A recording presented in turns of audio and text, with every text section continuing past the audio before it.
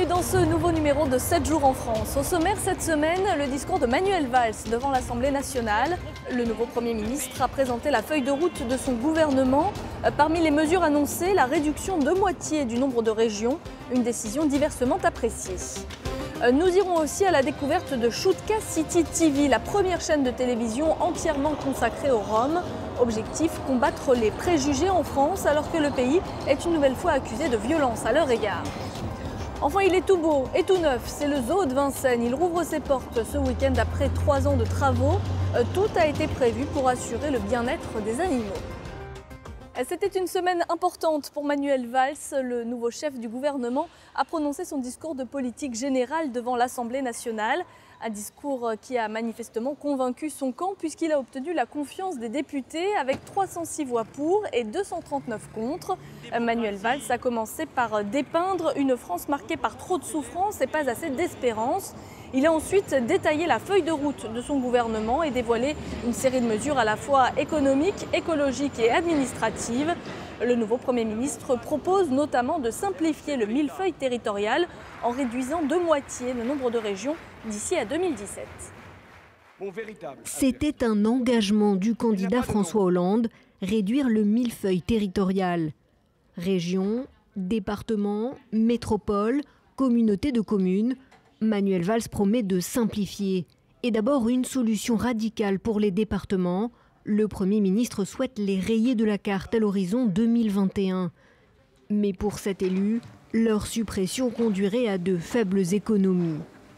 Le plus clair du budget du département, qui pèse 600 millions d'euros, ce sont des crédits d'intervention. C'est le RSA, c'est l'aide à l'enfance, c'est la construction des collèges.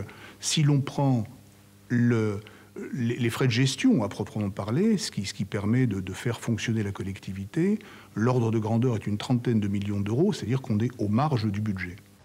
Pour cet agriculteur installé dans l'Eure, ce qui compte c'est la région et donc la Normandie.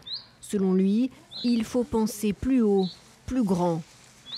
L'exemple le plus parfait pour moi c'est les Bretons. Les Bretons, quand ils sont à l'extérieur, on parle de la Bretagne, on ne parle pas des départements. Quand ils sont entre eux, ils font leur lessive. Mais quand ils sont à l'extérieur, je peux vous dire qu'ils nous font un rassemblement d'unités. Et je pense qu'on aurait besoin d'avoir un grand département normand. Quand on sort, on est bien représenté. Manuel Valls veut également diviser le nombre des régions par 2. Aujourd'hui, la France métropolitaine compte 22 régions. Le gouvernement proposera une nouvelle carte. D'ici 2017, elle pourrait ressembler à celle-ci. Basse et Haute-Normandie fusionneraient par exemple. Objectif de cette simplification territoriale, créer des régions plus fortes pour faire des économies. Beaucoup l'ont théorisé, d'autres l'ont annoncé. Alors Manuel Valls parviendra-t-il à la réaliser? Venir à bout de cette fameuse réforme qui, dès qu'elle est évoquée, provoque une levée de boucliers chez certains élus locaux. Le fait de réunir de force sur un territoire aussi grand et sur des compétences, sur des responsabilités aussi vastes, aujourd'hui me paraît compliqué, singulièrement la donne. Une vaste réforme maintes fois annoncée, mais qui n'a jamais abouti. L'actualité politique a été riche cette semaine entre les dernières sorties du Front National, le retrait de la vie politique de Jean-Louis Borloo ou encore l'entrée au gouvernement de Harlem Désir. C'est parti pour un résumé des événements marquants de ces derniers jours. C'est une promotion douloureuse pour Harlem Désir. Le premier secrétaire du Parti socialiste a été nommé secrétaire d'État aux affaires européennes, une affectation qui fait jaser à gauche et scandalise à droite. L'opposition ne mâche pas ses mots face caméra. C'est quand même un curieux message envoyé aux Européens, c'est-à-dire on prend le loser et on l'envoie à Bruxelles. Harlem Désir quitte la rue de Solferino avec sur ses épaules le poids de l'échec au municipal. Mais Manuel Valls dit avant tout retenir l'expérience européenne d'Harlem Désir. Nous pourrons nous appuyer sur son expérience et son savoir-faire. Il faut savoir évoluer, il le fait et sa place au sein du gouvernement est un atout. Député européen depuis 15 ans, l'ancien secrétaire du PS traîne pourtant une mauvaise réputation derrière lui. Selon le site de surveillance VoteWatch, Harlem Désir serait peu assidu lors des votes et des questions au Parlement européen. Le nouveau maire FN d'Hénin-Beaumont n'a pas mis longtemps à faire parler de lui. Steve Briouat vient de chasser la Ligue des droits de l'homme de ses locaux. Il y a un arrêt du Conseil d'État qui dit que la mairie ne peut pas mettre à disposition des bâtiments pour des associations politisées. Donc je ne fais qu'appliquer la loi. Jusqu'à présent, l'ONG avait accès à un local municipal gratuit et touchait une subvention de 300 € par an. Des avantages illégaux aux yeux du maire. Les membres de la LDH y voient eux une revanche après avoir mené campagne contre le Front National pendant les municipales. C'est vrai que nous ne sommes pas amis, c'est le moins qu'on puisse dire, mais c'est déjà en soi un acte fort. Et donc pour nous, c'est un dérapage. Les membres de la Ligue des droits de l'homme ne comptent pas lâcher prise à Hénin-Beaumont. Ils viennent de créer un comité local de vigilance citoyenne dans la municipalité. Ses proches de l'UDI espèrent que son absence reste temporaire. Jean-Louis Borloo renonce pour le moment à toutes ses fonctions politiques pour des raisons de santé.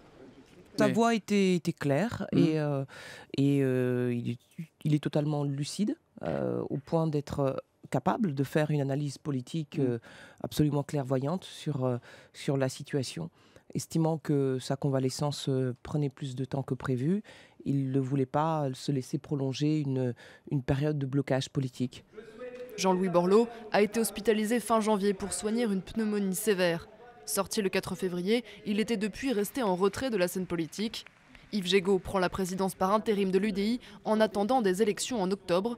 Quant à la course à l'Élysée en 2017 sans Jean-Louis Borloo, François Bayrou devient le seul candidat présidentiable du centre. C'était mardi dernier la journée internationale des Roms, l'occasion pour Amnesty International de dénoncer les violences dont cette minorité est victime en Europe. La France est particulièrement pointée du doigt. L'organisation accuse notamment la police française de harceler les Roms lors des démantèlements de bidonvilles. Cette communauté souffre d'une mauvaise image. Un homme pourtant s'efforce de lutter contre les clichés. Il a créé en France la première télé dédiée aux Roms. Dans un appartement du 19e arrondissement de Paris, une régie, Ramadan aux manettes, et sous les projecteurs d'un plateau rudimentaire, Andriano, qui anime son émission bi-hebdomadaire d'1h30. Voici l'image que recevront les téléspectateurs. Mais ce soir-là, pas de direct, l'émission est enregistrée. À quelques minutes de l'antenne, il y a eu panne technique chez le diffuseur. Je ne reçois pas le signal à la régie principale pour pouvoir démarrer le live, il est 19h. Un canal en langue rome, né de la volonté de cet ancien employé de l'hôtellerie, un Rome macédonien venu des Balkans. C'est la première chaîne de télévision rome en Europe.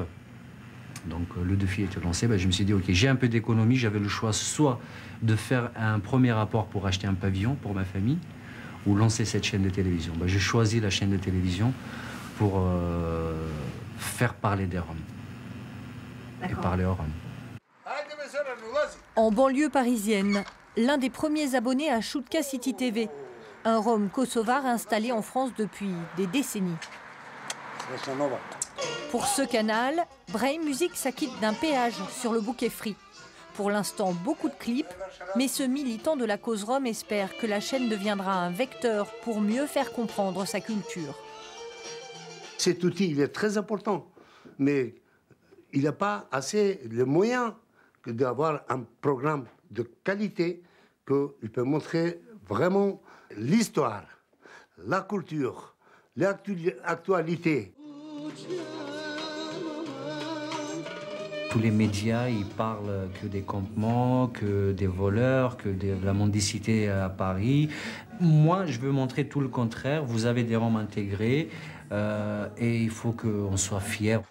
Après avoir convaincu des diffuseurs de l'intérêt de son projet, jeter toutes ses économies dans l'aventure, Andriano Zeladin arrive au bout de ses ressources. Il espère maintenant décrocher des subventions indispensables à la survie de Choutka City TV. Changement de décor, nous sommes maintenant devant le parc zoologique de Paris. Plus connu sous le nom de Zoo de Vincennes, il rouvre ses portes ce week-end après 6 ans de fermeture. À l'intérieur, tout a été repensé pour permettre aux animaux de s'épanouir.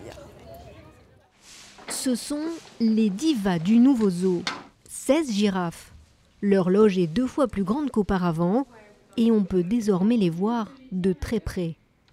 On peut piloter une caméra indiscrète et à l'extérieur, les voir se promener avec d'autres animaux de la savane. Pour elles, c'est vrai que même si elles sont nées à l'état captif, d'avoir des interactions, c'est encore meilleur. De grands espaces, de nouveaux amis, entre guillemets, c'est génial pour eux. Dehors, 3 fois plus d'espace pour les girafes. Vincennes entend en finir avec l'univers carcéral du zoo traditionnel. Une collection encyclopédique héritée de 1934, tombant en désuétude et en morceaux. 27 mois de balai des tractopelles et 170 millions d'euros plus tard, ce n'est plus qu'un lointain souvenir. 14 hectares aux portes de Paris, le zoo de Vincennes, tout un monde à redécouvrir pour les visiteurs. Et notamment cette serre, 4000 mètres carrés de jungle, 16 mètres sous plafond, le nouveau terrain de jeu des oiseaux et des singes en liberté. De plus petite taille que Londres ou Berlin, ce nouveau zoo présentera moins d'espèces que ses concurrents européens. Le parc cherchera donc surtout à se différencier grâce à son parcours de 4 km en immersion totale. C'est le visiteur qui est invité au pays de l'animal et qui est immergé au sein des milieux naturels des animaux. Et donc tout le travail et tout le concept a été basé sur la reconstitution ou l'évocation, en tout cas, des milieux naturels des animaux. Aujourd'hui, les fameux faux rochers sont toujours là, mais l'espace est divisé en biozones. Une volière, une serre tropicale, la savane africaine et au fond la pampa de Patagonie. Ce sont 5 hauts lieux de la biodiversité qui chacun sont le témoignage d'écosystèmes extrêmement complexes avec des équilibres très fragiles, souvent menacés. Parmi les animaux, quelques nouveaux, des reptiles, mais aussi les loups, les lamantins qui espèrent 1 500 000 visiteurs, soit autant qu'en 1970. Néro le lion, lui, trônera sur ce rocher très spécial, un rocher chauffant à 30 degrés.